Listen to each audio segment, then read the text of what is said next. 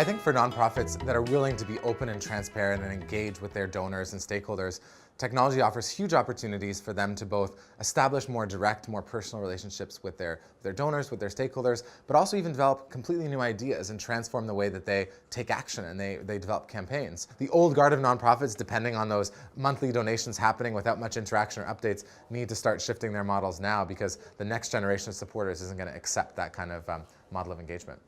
I think that, to a certain extent now, this next generation of supporters, young people who are so comfortable and fluid with technology, are going to be expecting different relationships with nonprofits. They want to be heard, they want to be listened to, and they're willing to engage and commit and provide their financial resources, but they also want to provide more than that. And I think technology offers a unique way to not just build a network of supporters and donors, but a network of actors that will support and leverage and build on your nonprofit's work and amplify that message to their peers. One great example is Greenpeace Argentina, who we worked with on a web platform on their whaling campaigns. And they actually kind of crowdsourced the idea of how they would conduct the campaign to their supporters. And the ideas for campaigning that received the most votes actually influenced the development of their strategy.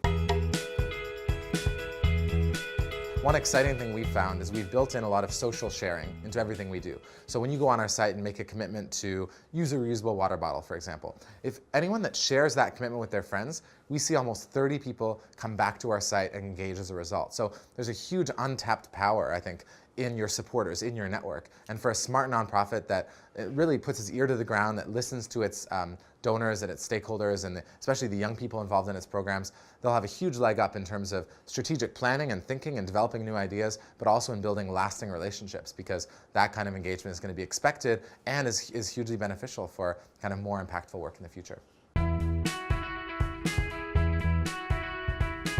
I think for the ones that are clever about it, being able to kind of tap into their network, not just as a donor, but actually seeing them as an actor, which, I'm probably members of dozens of nonprofits, and I'm flooded every day with really smart, by several of them, invitations to sign petitions or give support. And alongside that call to action, which people find very relevant, of course, there's also a request to donate. And because that request to donate and support that campaign is so tied into something that I've just signed the petition for, I believe in, they're seeing much, much higher conversion rates.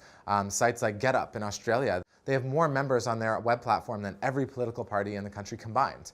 And they're able to do incredibly effective calls to action, because they'll send out a message about a particular opportunity or a particular campaign, and alongside that they'll say, hey, we're trying to raise $25,000 to put up a billboard in front of Parliament House. And they'll do it because they've tied that request for donation to a very timely, very relevant call to action for their supporters. And it doesn't take long to realize that the majority of web traffic these days comes either from search engines or from social media. And so, sure, growing your Facebook likes from 1,000 to 2,000 may not seem like a big deal on a tangible kind of basis in terms of monetizing that. All of a sudden, everything you post, everything you share through a site like Facebook or Twitter is seen by that many more people and all of their friends. These investments in social media and relationship building may be high upfront costs, and building those relationships are expensive, but the opportunity to save on some of those ongoing massive fundraising costs is huge in terms of building relationships with this next generation of donors that last. I think it's looking a little more longer term at that return on investment and seeing it as a relationship building over time, but also giving people opportunities that aren't just calls to action for fundraising, but are campaigns, providing access to really meaningful, compelling content. Like I mentioned, Polar Bears International does a really great job of that with their kind of Polar Bear Cam. So really highlighting the work your organization is doing, and over time building that relationship it'll have a much tighter bond with a donor or a potential partner than a one-off donation on the street or solicited by mail. So really seeing it as a long-term investment. How is technology changing your world? Join the conversation at tdo.org/poll.